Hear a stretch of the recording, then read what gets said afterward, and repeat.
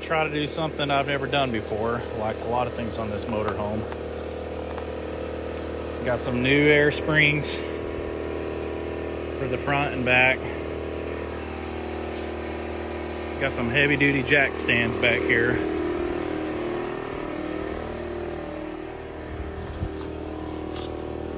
So I got jack stand, 22-ton jack stands on each side, as well as these jacked up. But to show you,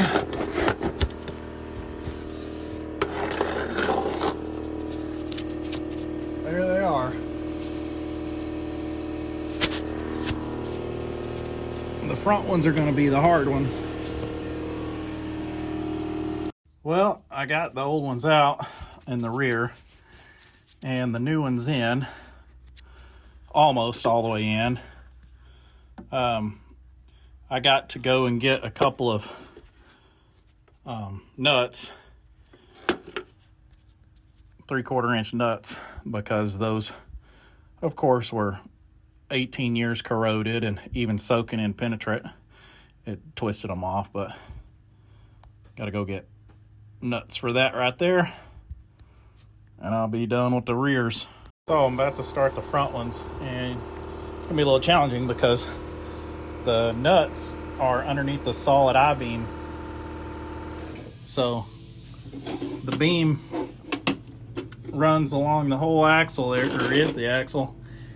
And to get to that nut that is right there, you see it? I'll point it so I can get it. That nut right there, my finger is down there.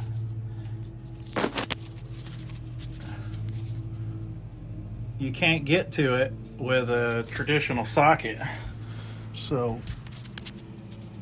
what I wound up having to do is make a tool to get it to work and to get a wrench on that nut. So I took an 1/8" socket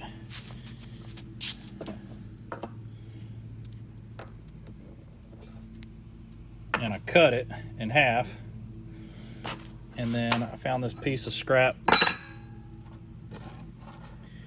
and I'm gonna weld that on there like that. Give it a shot.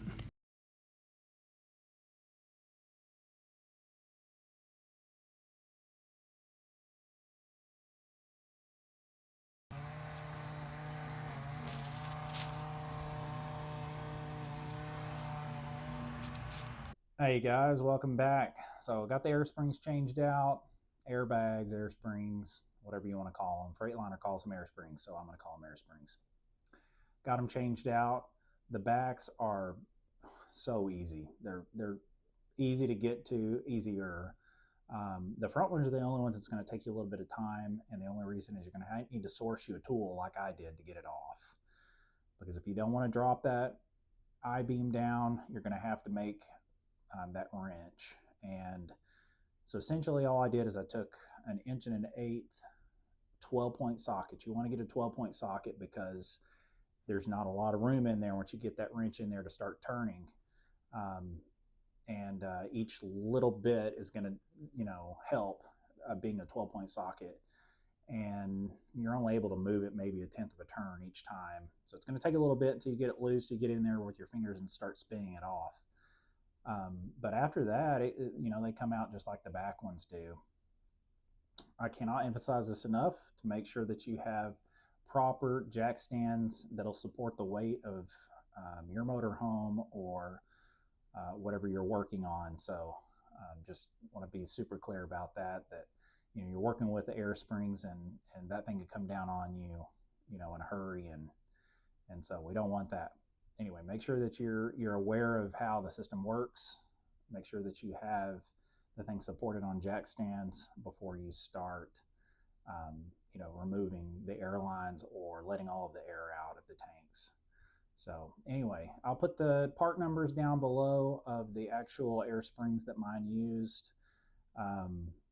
Be sure and verify, with your VIN number. You can call Freightliner, and they'll give you the exact part numbers. But anyway, I'll put the ones that I use below, as well as the socket that I bought. I just bought one off of Amazon because I didn't have a 1/8" that was a 12-point. Bought it off Amazon, cut it down, found just a piece of scrap metal that I had, laying in the shop. Welded it on there. I'm not the best welder, but anyway, it worked. So hope this helps. If you have any comments or anything, just leave below and I'll answer them as best I can. All right, guys.